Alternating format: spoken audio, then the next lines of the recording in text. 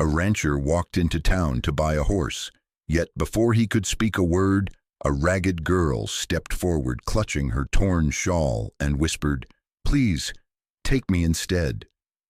Snow lay clean as a Sunday tablecloth outside Tully's post.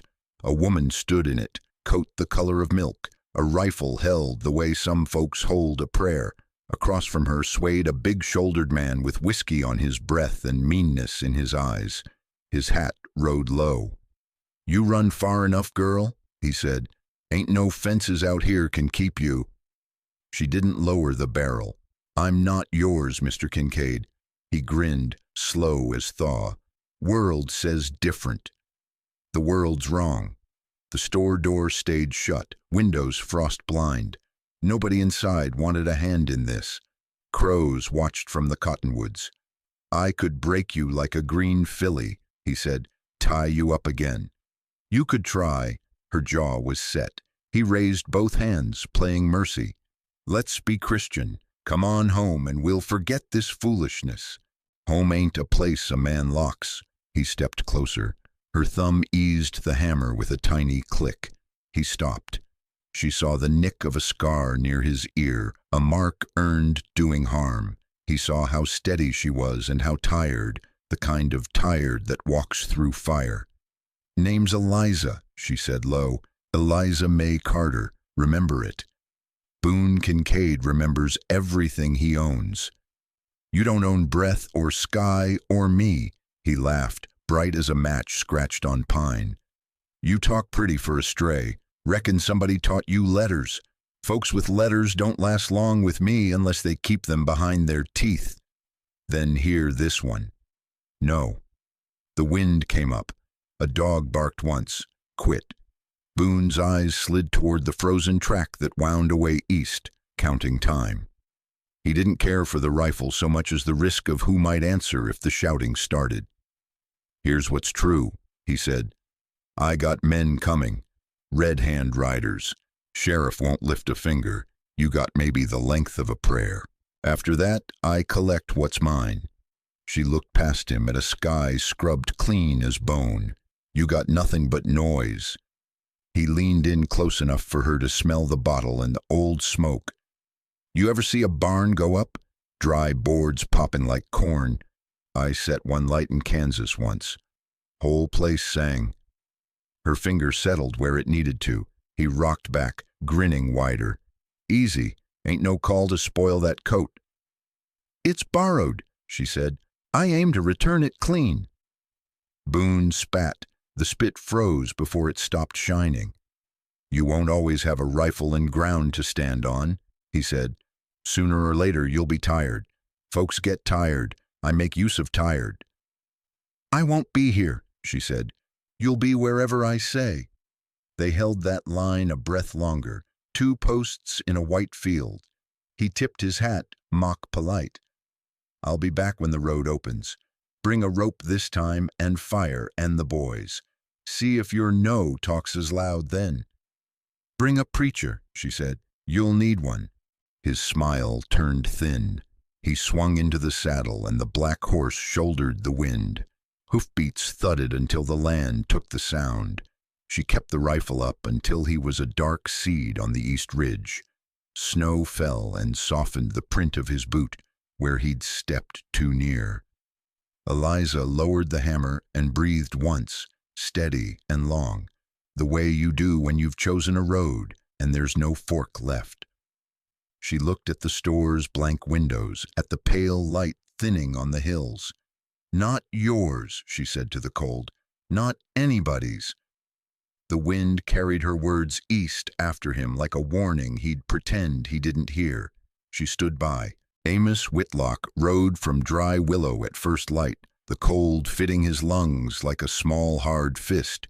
He wasn't headed to Tully's post for coffee or talk. He needed a horse that would pull and live on short rations. Winter had put teeth in everything, wood, wire, even thoughts. He'd patched fence with numb fingers, doctored a heifer with kerosene and patience, then counted hay and come up short. Near Willow Creek, a rabbit lurched from brush, dragging a red leg. Amos swung down. Easy, little brother. He bit the glove from his hand, felt the bone the way he once did on muddy canvas. He tore a strip from his scarf, splinted with a willow twig, set the animal in the lee of a rock. Best I can do, rests on you. He mounted, the track tilted to Tully's post, one porch, a stovepipe. The door banged open before Amos reached the rail. A big rider came down with slow, drunk grace. Black horse, black look, whiskey like a coat. They met eyes. The strangers drifted to Amos's union coat. "Morning, Bluebelly." "Morning," Amos said. "Territory's full up," the man said. "Don't need more of your kind setting fences on men's freedoms." Amos stepped aside. "Roads wide enough?" The man spat by Amos's boot. "We'll see."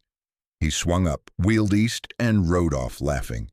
Inside, the post smelled of pine tar and wet wool. Hank Tully stood behind the counter, one trouser leg pinned neat. "Morning, Amos." "Morning, Hank." "You just missed Boone Kincaid," Tully said. "I saw him." "You talk?" "Not worth the air." "What brings you?" "Team's down to one. Need something that'll pull and not die of it. Got a swayback sorrel and 2 half-broke geldings, none pretty." "Pretty don't plow." Tully motioned to the yard. "Come look." Wind slapped them. In the pen, ribs showed under dull coats, but eyes were clear. Amos watched feet, ears, the way each animal stood when the gust hit. He could tell a quitter. A sound from the far stall made him turn. Not a horse, a chain.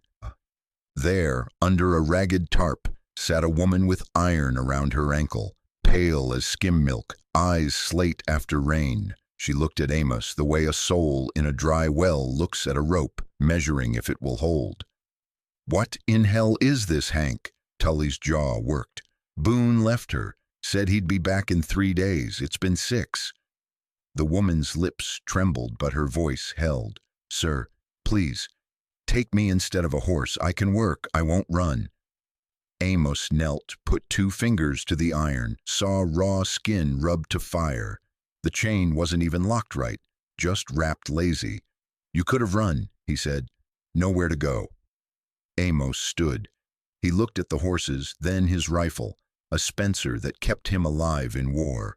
Rifles pull one way, duty another.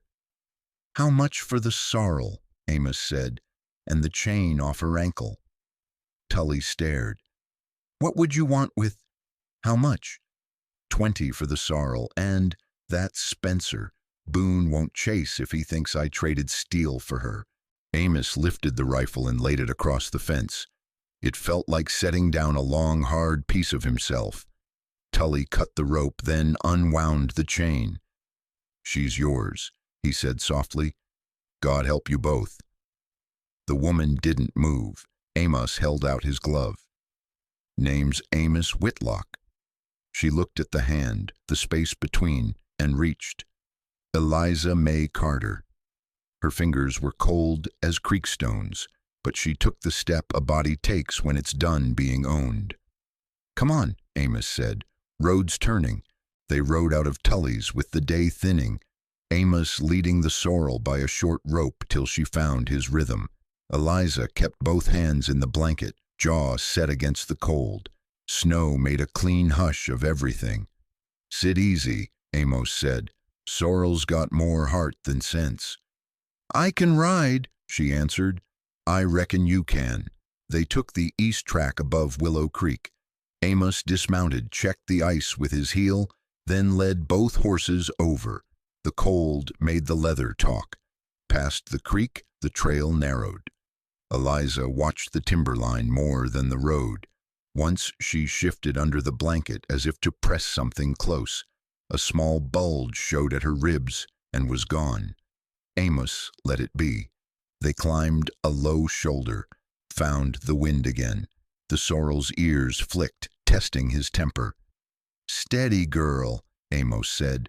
"We're headed where the feed is." "How far?" Eliza asked. "Couple hours good going. Weather holds. We make my gate by lamplight." "Good," she said, and looked east. They didn't talk after that. Words out here cost heat. The land lay white and tight to the bone, like a fist in a glove. On the long slope down from Elktooth Ridge, Eliza fumbled with her blanket. A little wooden box slipped out and fell into the snow, landing soft as breath. Amos saw the letters before the frost dusted them. Evan. He stopped so quick the lead rope bumped his fingers. He picked the box up with both hands, the way a man lifts a thing that can go off. Eliza swung down too fast and almost stumbled. "Please," she said, voice raw, "give that here." Amos turned the box once. Poor pine, rubbed smooth by worry, lid fitted with stubborn care. The letters were cut straight as a boy could make them if he kept starting over. "Where'd you come by this? It's mine. Your name ain't Evan." Her breath smoked between them. "It's all I have." Amos stood very still. The cold ran up his sleeve and found old scars. He opened his mouth, closed it, and put the box in her hands. "Thank you," she said.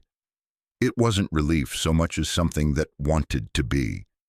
"There a story?" he asked. "There always is."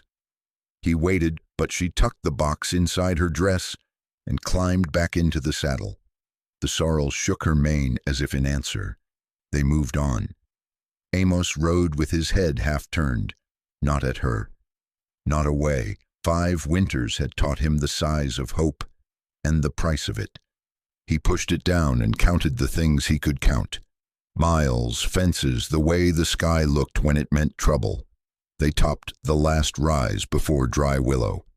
In the far dark, the cabin lamp would be a pea of yellow in a black field, if he'd banked it right. "You said no one owns me," Eliza said at last. "You mean that?" "I don't say what I don't mean.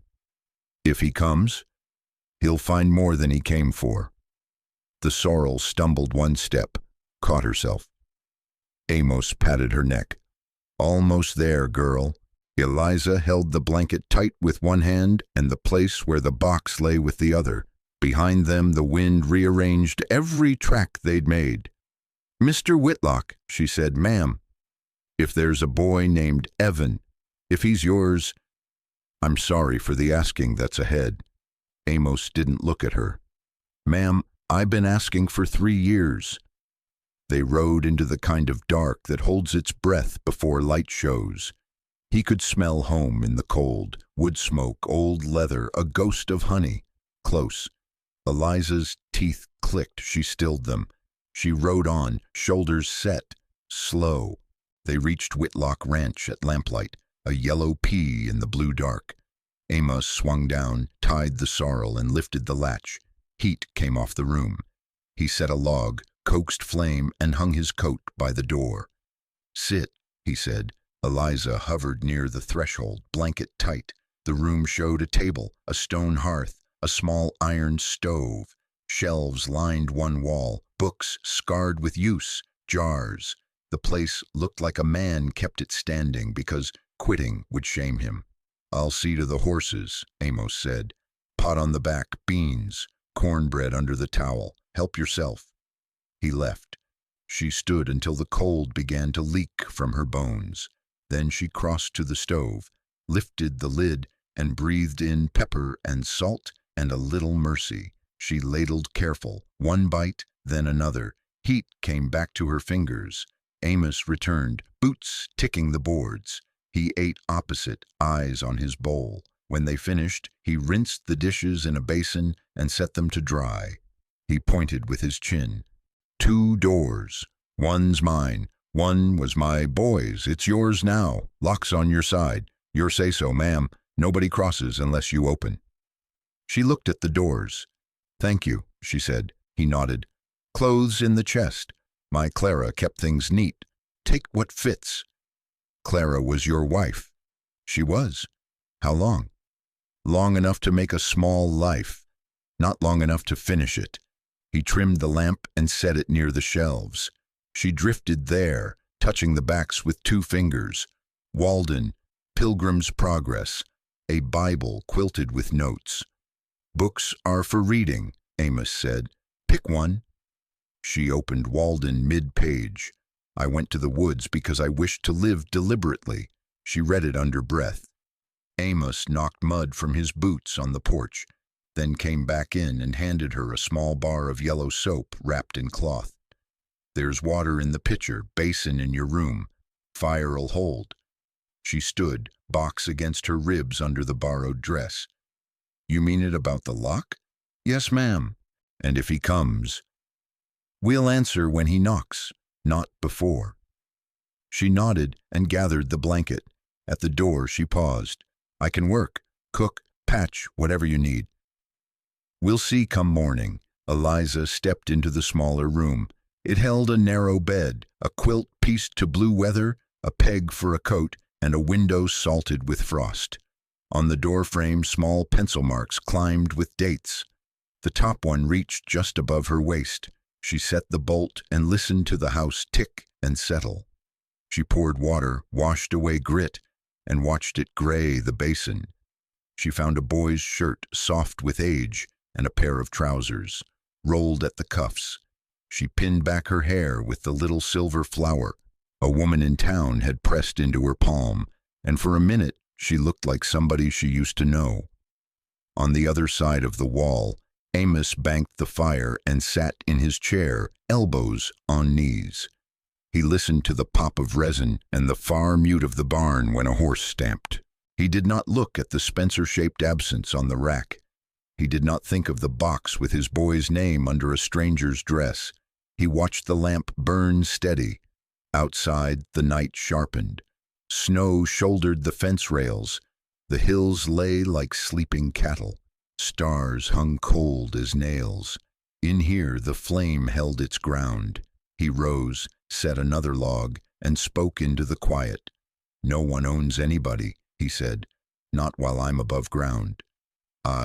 He blew the lamp and let the dark come soft. Sun burned thin through cloud next morning. Amos forked hay, checked stock, set a stick in the stove. Eliza had coffee ready. She wore a boy's shirt, Clara's coat, the silver pin holding her hair. We'll ride in, he said. Flour, salt, coffee, nails if Martha Lou's got 'em. I can stay and mind the place. You can come and mind me. Yes, sir. They took the sorrel and Dover down the packed trail. When they tied at Bennett Mercantile, faces were in the windows. Martha Lou Bennett stood behind her counter, spectacles low. Well, if it ain't Amos Whitlock, she said. I reckoned your coffee tin hollered. Morning, ma'am. Her eyes found Eliza. Town light made the girl less ghost. Martha Lou's voice softened. And who's this young lady? My late wife's cousin, Amos said.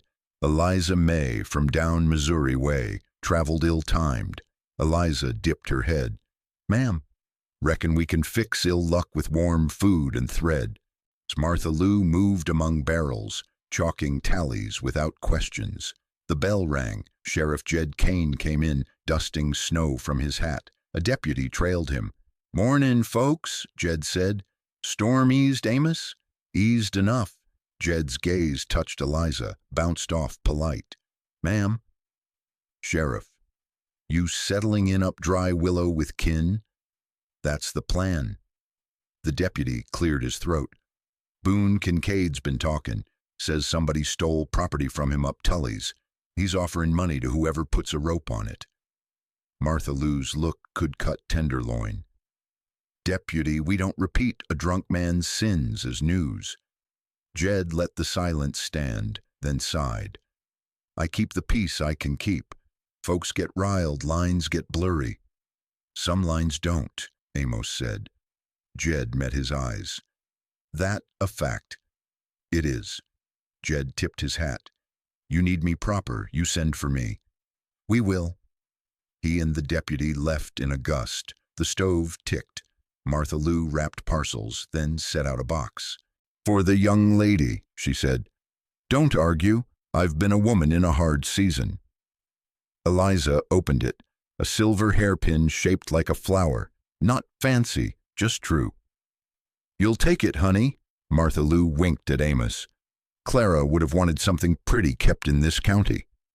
They loaded up.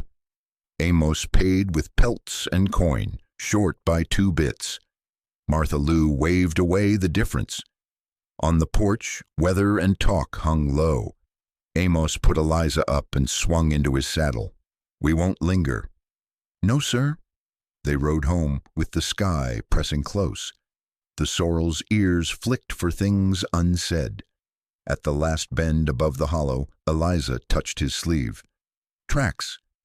Amos saw them, fresh hoofprints circling wide around the beehives and the corral, a boot mark where someone had stood to look, then moved on. No drift had filled them yet. "Stay behind me," he said. They eased to the yard slow, eyes working. Door shut, window sound, smoke from the pipe. Nothing moved. "Could be a rider lost from the trail," Eliza said. "Could be." He swung down, felt the print with his glove, and knew the weight of the man who made it, heavy, leaning on the outside edge. A memory of a scar near an ear rose up. Amos straightened. "We go inside," he said. "Set the bar and wait for daylight to tell us which way this trouble turns." Eliza nodded once, hand near her belt, where a kitchen knife rode in its new, honest use. "Not yours," she whispered, eyes on the tracks. "Not anybody's." "Not while I'm breathing," Amos said, and opened the door. Aye, they ate in quiet, spoons soft on tin. After, Amos checked the yard, dropped the bar, set another log. Eliza poured coffee black and handed him the cup. The lamplight threw their shapes long across the wall. "I walk some nights," he said. "Cold'll cut you." "Let it try." He shrugged into his coat and stepped out. Snow glazed the yard. Stars looked nailed into iron. He climbed the rise behind the barn, boots squeaking, breath a white rope. The marker stood where he'd set it 3 winters back, a squared post, a boy's name carved small, Evan. He stopped the way men stop at church, hat in hand. "I'm sorry, son," he said. "Your pa tried and came up short. I keep the fire, I keep the gate, I keep your room ready." A rail popped in the cold, footsteps behind. "I heard you leave," Eliza said, Clara's coat on her shoulders. The silver pin gathered her hair. She stood a step off and faced the post. "To remember," she said, "and to apologize." They let the stillness do its work. "What happened?" she asked. "Blizzard," he said. 3 years back. Hit fast as bad news. We were in town. Boy fretted on the stock. I let him talk me into hitching anyway. A mile out, a wheel broke. Told him to sit tight. The snow swallowed him. We hunted till men fell down. Found 1 mitten half under a drift. She didn't say sorry again. She stood near so the hurt kept quiet. "I carry that night like a hot horseshoe," he said. "Set it down, pick it up." "You didn't earn the burn," she said. "World says a man keeps his family from harm." World talks easy. Storms don't listen. He smiled without teeth. "You talk like books, and scars wrote the same line." "They often do." She watched the carved name.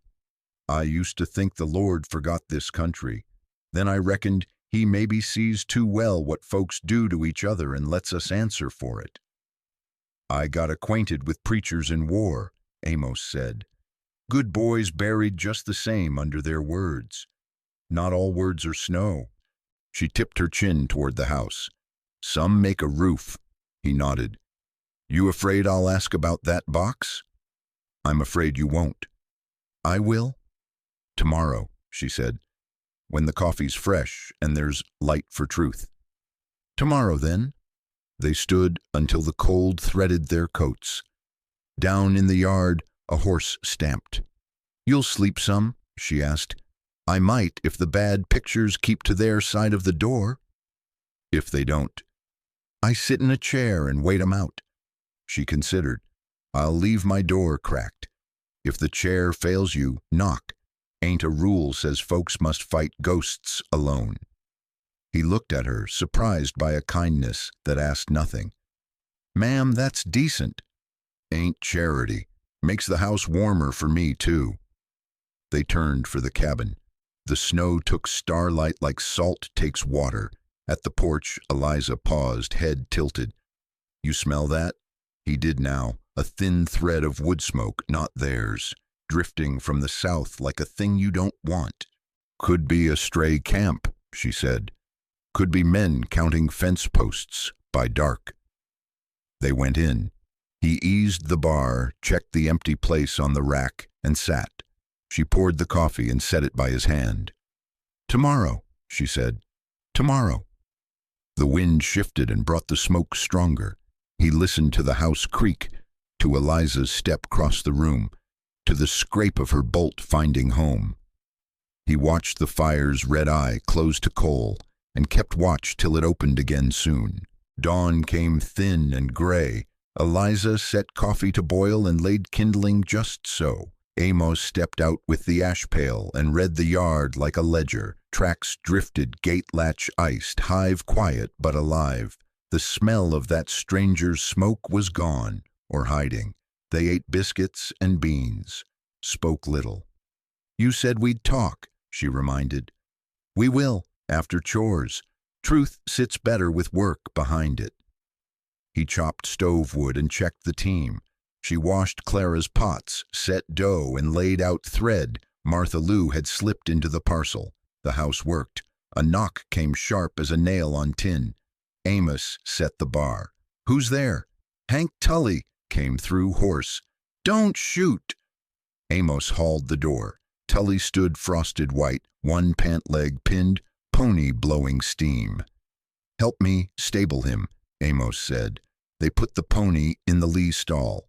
Eliza brought a blanket and a cup. Tully drank with both hands till the heat settled in. Boone's back, he said, and meaner. He's gatherin' his red hand boys. 7 I counted, maybe more.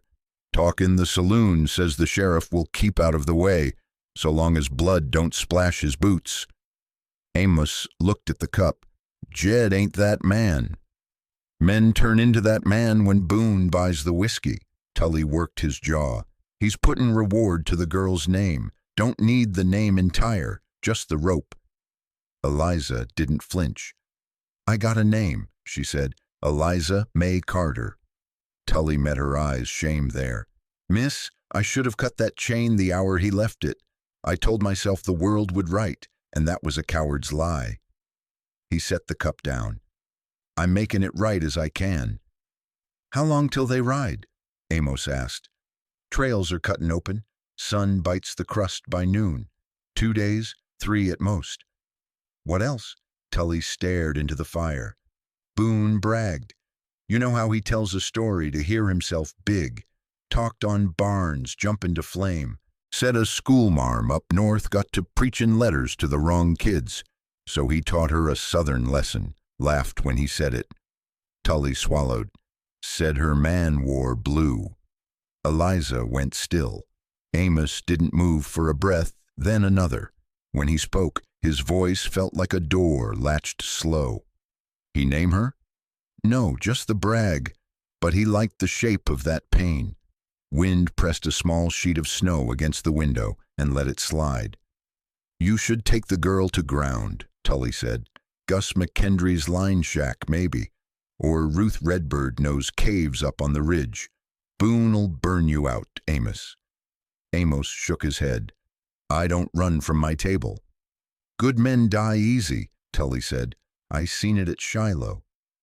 Eliza set the cup by the stove and folded her hands so they wouldn't shake. We won't run, she said, but we won't sit stupid either. Tully nodded once. I'll ride back the long way. If they ask, I ain't been here. Amos walked him to the door. Hank. Yeah. Debt's noted. Ain't a debt, Tully said. It's a man putting his foot on the right side of the line at last.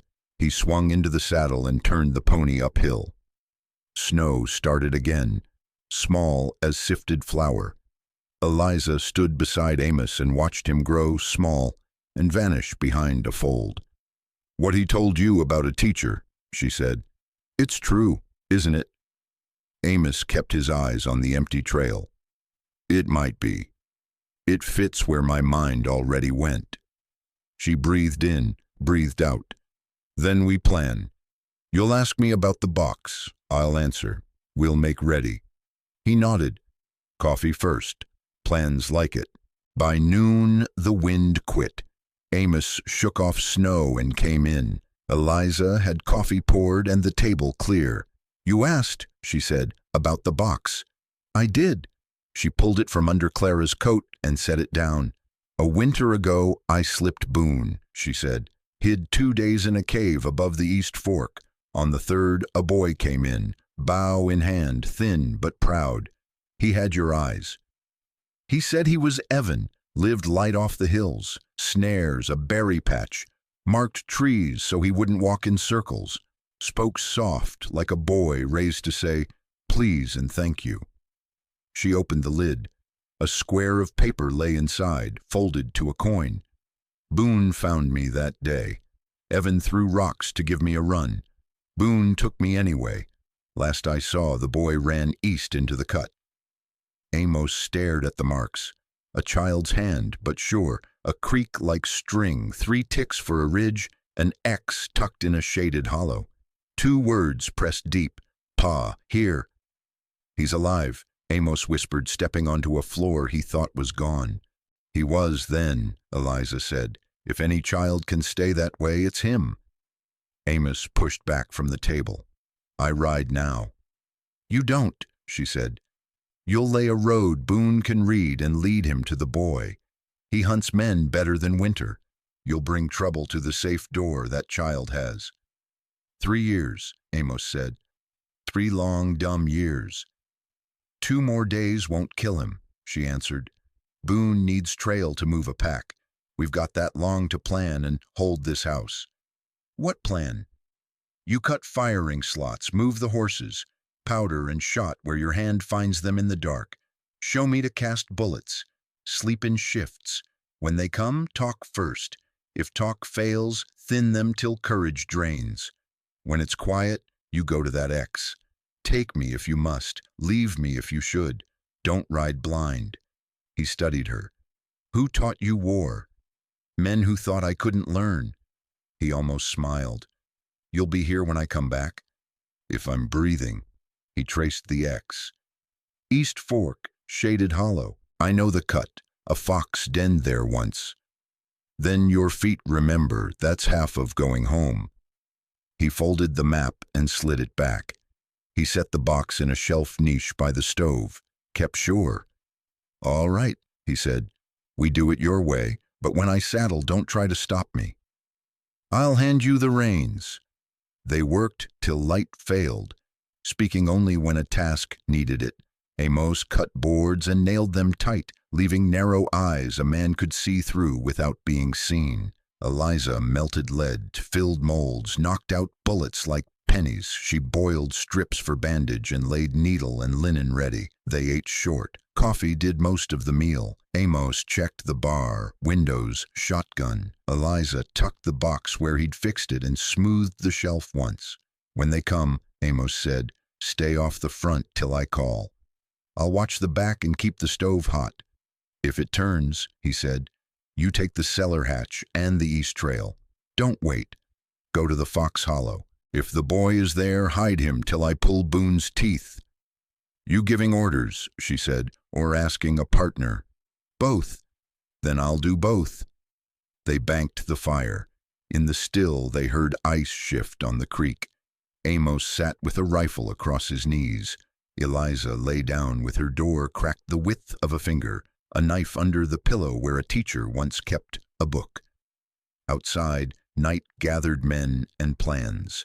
Inside, 2 people held to a small square of paper and a name cut true enough to outlast winter. Morning came clear as hammered tin. Amos and Eliza worked without waste. He bored firing slots low and high, sighted them with his cheek to the board, then nailed shutters that would kick in with a boot.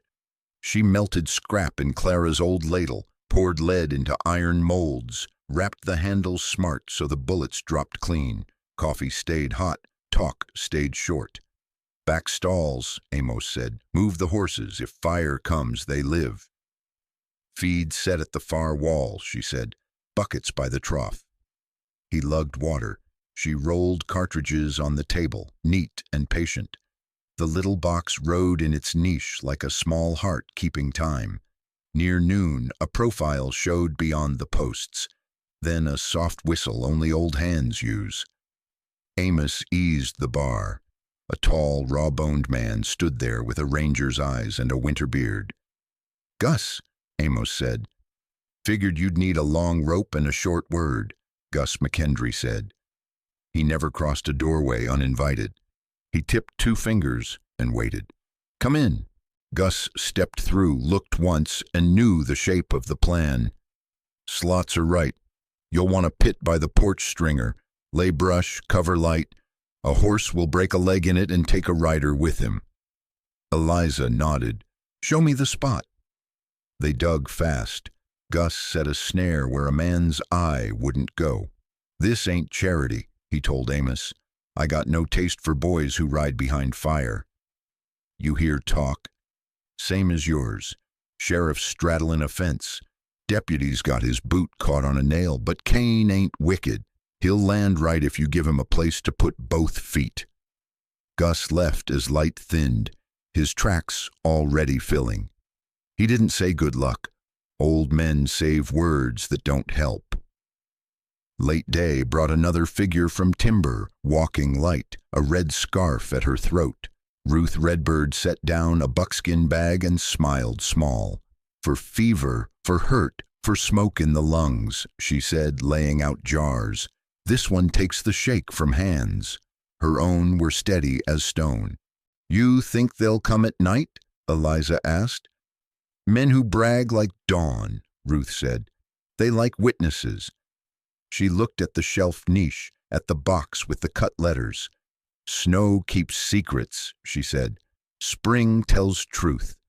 She touched Eliza's sleeve with a sister's care and went back to the trees without sound. They ate salt pork and johnny cake, then checked everything again. Amos walked the yard with a lantern shaded by his palm. He spoke the fences under his breath, an old habit from before the bad winter.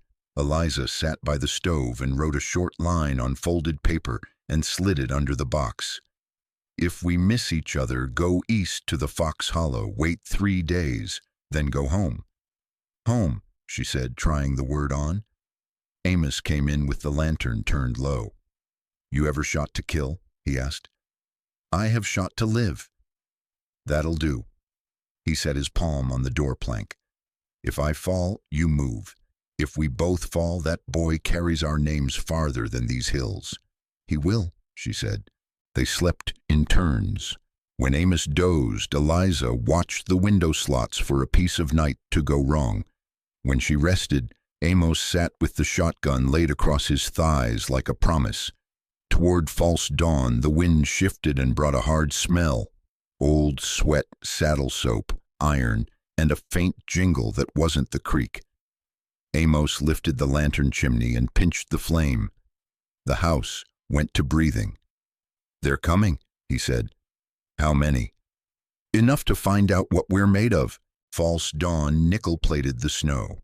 Amos eased the bar and stepped onto the porch with the shotgun. Eliza stayed inside at the back slot, rifle ready, hoofbeats slowed, 8 riders fanned wide. Boone Kincaid sat forward on his black. Sheriff Jed Kane rode aside. "Morning, Whitlock," Boone called.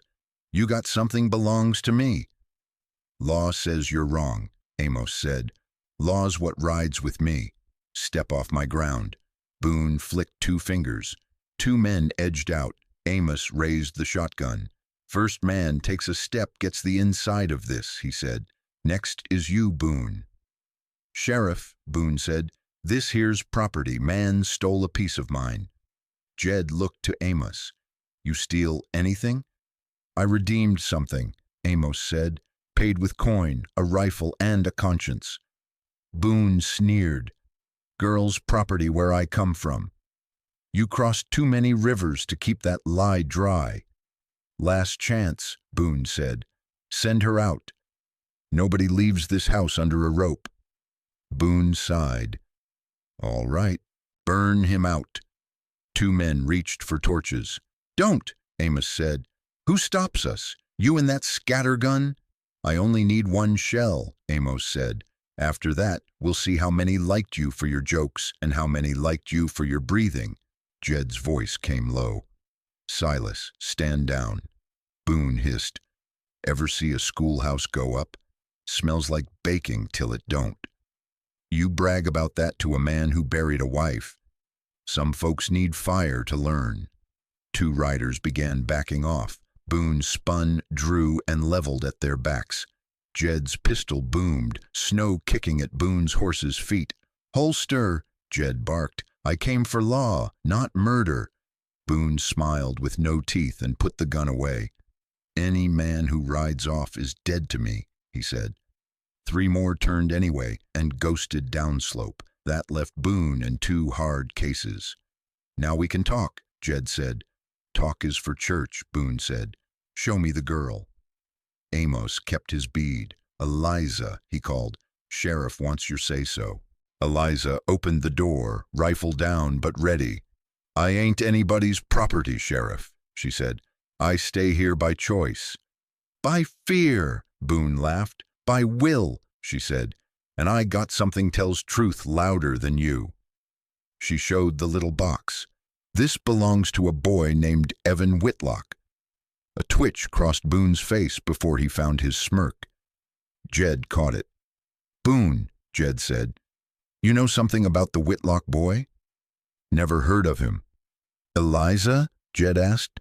A year back I met him. He lived in the east, cut with his bow. He gave me this and said, find Pa. Boone dragged me off before we could go. You got words on that? Jed asked Boone. Boone pointed past them. I got something better. A whistle cut the air from the eastern ridge. 3 short notes, then 1 long. Heads turned. On the skyline stood a slight figure in furs, bow in hand. He motioned into timber. Amos lowered the gun. Evan, he breathed. Boone jerked his reins and drove the black hard toward the ridge. His 2 men spurred after. Jed swung to block, but they were quick and bent to run. Go, Jed shouted. Get your boy. I'll hold what I can then. Amos caught Eliza's arm once, brief and solid. Back slot. Watch the rear. Bring him home, she said. He grabbed the carbine and ran for the barn. Dover came up under him. He took the east trail, cutting for the ridge. Behind him, the yard went quiet. Jed Kane working his horse and Eliza at the back window, the box warm against her heart. Dover took the east trail at a hard trot. Amos cut him to a climb and slid off near the rim, letting the horse blow. He moved in on foot, slow as a man stalking a prayer. Snow under the pines lay blue and tight. Tracks showed in the draw, small, quick, doubling back smart. Boy tracks. He found the hidden path, dropped through brush, and came on the cave, a black mouth tucked in rock, ash from neat fires, snares, a flat stone for a table. Evan, he said low, it's Pa, it's safe. Silence. Then the faint scrape of a boot. He turned and saw a bowstring drawn tight, an arrow looking at his throat. The boy behind it was taller, thinner, hair ragged at the ears, eyes his mother's. Prove it, the boy said. Amos kept his hands easy. Your dog was Buck. You named him after the first calf you roped clean and cried when he died. You broke your arm falling from the loft and lied about the ladder. You say you ain't scared of thunder, but you sleep with your head under the quilt when it talks close. The arrow point trembled and dropped. Pa? Amos nodded. Son. They hit each other like 2 halves of a tree, cut once and kept the grain. Amos felt bone and breath and dirt and boy smell, and he let the weight of 3 years drop. I tried to come home, Evan said into his coat. Got lost. A man took me, said he'd take me to you, but he lied. He had other men. They talked fire. I ran when they drank. Boone Kincaid, Amos said. He's coming. Footsteps slid in the brush above. Eliza dropped to the mouth, cheeks raw from the run. 2 from the north, she said. Boone from the east. Minutes. Amos put Evan behind the rock table. Back way? Evan pointed to a crack. Tight, comes out by the pines. If I say go, you don't argue, Amos said. I'm done running, Evan said. Then stand smart, Eliza told him, and set the rifle in the notch she'd picked. You shoot to live. They went quiet. The cold moved around their ankles. Outside, a horse stumbled and a man swore. Boone slid into view at the lip of the ravine, hat back, face like a bad knife. He saw Amos and smiled wrong. Send the boy out, he said. That piece of driftwood belongs to me, same as the girl did. Boys ain't property, Amos said. Everything's property, Boone said. Ask your dead schoolmarm. She learned about fire. Evan made a sound half word, half hurt. You brag on burning a woman, Amos said. In front of the law? Sheriff heard you this morning. The sheriff hears what I pour him, Boone said, and lifted his pistol in a clean, fast line. The shot hit rock and screamed. Before the dust fell, Evan's bow snapped and the arrow ran straight into Boone's shoulder. The big man spun, bellowed, and went to one knee. You little cur, he spat. I should have lit your house brighter. I should have... Don't, Eliza said, and worked the lever once, clear and simple. From the rim above, gravel ticked. A shape set itself against the sky, long gun leveled, steady as a fence post. Boone, a voice called, iron calm. That's far enough. The ravine held its breath. Amos cut a glance at the rim and saw the badge, small and sure on a cold coat. Jed, he said. Boone's eyes went wolf dark. His free hand clawed for the pistol again. Don't, the voice said. Boone smiled red. The hand kept going. Eliza kept Boone centered in her sights, breath small, finger quiet on cold steel.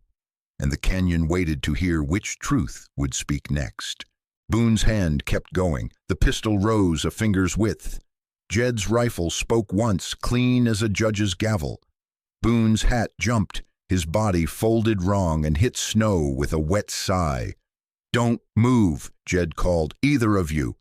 2 red hand boys slid onto the north lip, saw their boss down, and lost their nerve. One bolted. The other set his carbine on a rock and raised both hands. Eliza held her bead until dust settled. Amos stepped, checked himself. Evan, he said, you whole? I'm here. I ain't running. Amos touched his shoulder. Life there, quick and stubborn. Good. Boone dragged once, tried to lift. Blood spread under him like tar. He turned and found Amos with a ruined grin. Should have burned it hotter, he whispered. That schoolmarm, that house, took to flame like dry straw. Jed came down careful, boots sure as a badge. He stood over Boone. I heard that, he said. By God, I'll write it and swear it. Boone laughed a thin thread that coughed itself out. Law's just paint, he said. Men like you wipe it when it peels. Not today. Boone looked at Eliza. Thought I broke you. You didn't, she said. His eyes went to Evan, and for a blink, some animal puzzle crossed them. He started to reach. Amos set his boot on Boone's wrist and eased it flat. Leave him.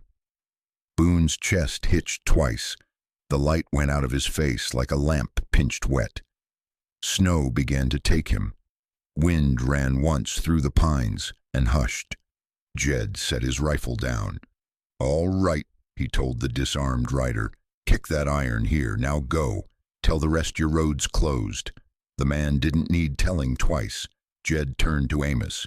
Get your boy out of this cold. Storm's building. I'll see to the body and the telling. Tomorrow, statements. Tonight, heat and soup. Eliza checked Evan's hands, wrapped a scrape with a strip from her pocket. You got food cached? She asked. Dried meat, some nuts, a little cornmeal, he said. Kept for leaving. It came, she said, and smiled quick. Amos touched the cave wall, the neat stores, the boy's marks. measure of 3 years of try. You done fine, son. Evan's chin lifted, Clara's look. Jed, squatted by Boone, pulled a scarf and covered the hole. I'll drag him to a tree and mark the place, he said. Tomorrow, we pack him out. You ride behind us? Amos asked. I'll give you a head start, then trail, Jed said. If someone's still foolish, I'd like to be the lesson hoofing up behind. Amos nodded. Much obliged. Jed cut his eyes at Eliza. Miss Carter, you're free. You been free. I'll put it plain in the book. Thank you, Sheriff. You saved me work by telling truth straight. They took the back crack out, Evan first sure in his country. The split forced a man sideways, then the trees took them. For 2 breaths the ridge opened wide, old and blue as a scar. Amos whistled for Dover. The gelding answered. Eliza swung up on the sorrel. Amos pulled Evan behind and felt the boy's arms circle him tight as a promise. Jed's voice came up the cut. Go on, Whitlock. I got what's left. Amos looked once at the black mouth and the thin steam of a man ending. He touched the map in his pocket as if it were warm. Home, he said. Home, Evan echoed. They turned for Dry Willow, 3 hearts finding 1 beat, horses setting to the snow, the day headed toward weather. Behind them the law stood watch over a finished thing, and ahead a lamp waited. Together, home. They rode for Dry Willow under a lowering lid of sky. Evan clung behind Amos, face to his father's back. Eliza kept the sorrel steady, eyes on the timberline. Cold biting? Amos asked. Not where it matters, the boy said. At the creek, Dover tested, then took the ice clean. Good horse, Evan whispered. You picked him, Amos said. Near the gate, snow turned to little nails. Amos set the bar aside. The yard had waited, tracks drifted over, wood stacked square, hive quiet. Inside, Eliza moved quick and sure. Stove door open, stew on, water heating. She glanced at Evan and looked away, giving him the first minute with his father's walls. You remember it? Amos asked. Evan stepped to the small room and stood in the doorway. The pencil marks on the frame were where he left them. He laid his palm under the top notch. I can reach higher now. Good, Amos said. More roof to hold. Eliza set bowls. Eat while it's hot. They did.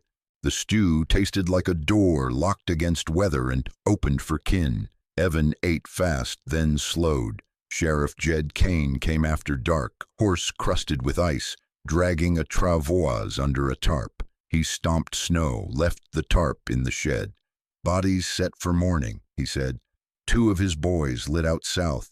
I'll chase what's worth chasing once the storm quits. You'll stay under a roof, Eliza said, pouring coffee. Law don't get written in a squall. Jed took the cup. No argument, ma'am. Evan studied him. You the sheriff that shot the bad man? I'm the man who heard truth and answered, Jed said. Bad man did the aiming first. That counts, Evan said, offering his hand. Jed shook it solemn. They ate again because Jed liked the taste of living. After, he drew a small notebook. I'll take the bones of it while it's fresh. He asked plain, wrote plain, didn't make anyone say what would steal sleep. When he closed the book, he touched the brim. Tomorrow I'll post 2 lines at the crossing. Red handwriters disbanded by order of the law. Reckon folks will test it, Amos said. Reckon I'll keep ink and powder handy. Evan leaned into Amos. Is Miss Eliza staying? Eliza looked at the floor. Amos set a hand on the boy's shoulder. She can speak for herself. I ain't got much left that's mine, Eliza said, but I got my say-so. I'll use it here if I'm welcome. You're welcome, Amos said. Evan nodded, satisfied with the plain way of it. Good, he said. Then I can sleep. Amos took him to the small bed and stood until the boy's breath went steady. He kept his promise aloud. I ain't going nowhere. Back by the stove, Jed stretched. You'll have eyes on you a while, he said. Some to help, some to pry. We've handled worse neighbors, Amos said. Winter mostly. Eliza set the little box on the shelf where the light found it. She slid a folded slip from under it and showed Amos the line she'd written when the day looked darker. If we miss, go east to the Fox Hollow. Wait 3 days, then go home. Keep it, he said. Good to know the way twice. Wind scoured the eaves. The house held. Jed's breathing eased. Eliza doused the lamp till the room kept a single coal where the stove ticked. Tomorrow, Amos said. Tomorrow, Eliza answered. In the small room the boy turned once and found the pillow again. Outside, Winter pressed a last hard hand to the windows. Inside, 3 names lay down under one roof and learned the shape of quiet. All quiet. For now, late March changed the sound of things. Drip from eaves, wet snow slipping off the north side. The yard smelled of damp earth and warm iron. Amos mended the coop while Evan counted nails. Eliza turned soil, set onions and a row of beans. Bees tested the air. Jed Kane came twice. First he posted at Bennett's. Red handwriters disbanded by order of the law. Next he drank coffee and said, most scattered. Deputy Lacey picked law. If any fool wants the old trouble, he'll have to import it. He tipped his hat at Eliza. Logged you as free, always were. Thank you, Sheriff. Just writing what was true. Some habits clung to Evan. He kept a bough near, cached biscuits in his coat, slept light. But he laughed more, teased the sorrel, learned to whistle Jed's tune. Nights he read by the stove with Eliza's finger under the line when a word bucked. Amos listened, the sound setting something straight in him he'd thought broken for good. One Sunday they took the box down. Amos held it like a letter from the dead. This rode the miles between us, he said. It belongs to you. Evan traced the letters. Can we keep it where we all see it? That's where it lives, Eliza said, and set it back so lamplight found it. On a warm May evening, the apple tree behind the barn shook out pale bloom. Robins worked the grass. A nest sat cupped in a low fork. Look, Evan called, a cracks. They watched a shell work itself apart. The first beak showed, then a wet head. Life does its work plain. Amos cleared his throat. Evan, he said, give a man and a lady the porch a minute. Evan sighed. I'll check the hives, he said, and left with a whoop he pretended wasn't a whoop. Amos faced Eliza. I don't have poetry, he said. Just a house that wants your step, a boy that says your name glad, and a man that loves you straight. She smiled. Say it simple. Marry me, Eliza May. Not because folks expect it, because I choose you and figure you choose me. I do, she said, quick as a heartbeat. I choose this roof, this table, this stubborn man and his good son. They laughed like people with winter behind them. Evan peeked around the post and threw both arms up. Victory for common sense. They ate pie, though it wasn't a holiday. Jed stopped by. Ruth Redbird brought chokecherry. Gus McKendry drifted from the tree line and left a blessing. Good bees don't sting unless they must. After dishes, Amos set a small soldier he'd carved on Evan's sill, a rough bluecoat. For standing the watch, he said.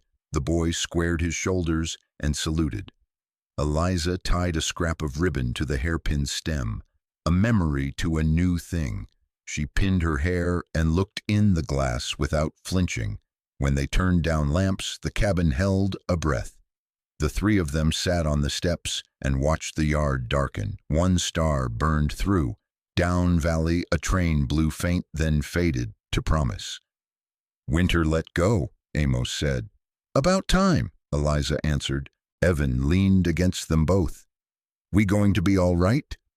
We are, Amos said. We been all right longer than we knew, Eliza added. The boy listened to the small sounds a place makes when it belongs to you. Bees turning home, a hen muttering, a rope creaking on a post, the kind of music nobody sells and every decent life deserves. Tomorrow would ask for fences, a trip to town, and a fair share of sweat. Tonight they had a roof, a lamp, and the clean truth between them. That was enough. And so the dust of that long trail finally settled. What began with a broken plea in rags ended with a home lit by lamplight, where silence no longer meant fear, but rest. Out here in the West, justice is never easy, but it's worth every scar. If this story found a place in your heart, I'd be glad to hear what it stirred in you. Every voice adds another ember to the fire we share.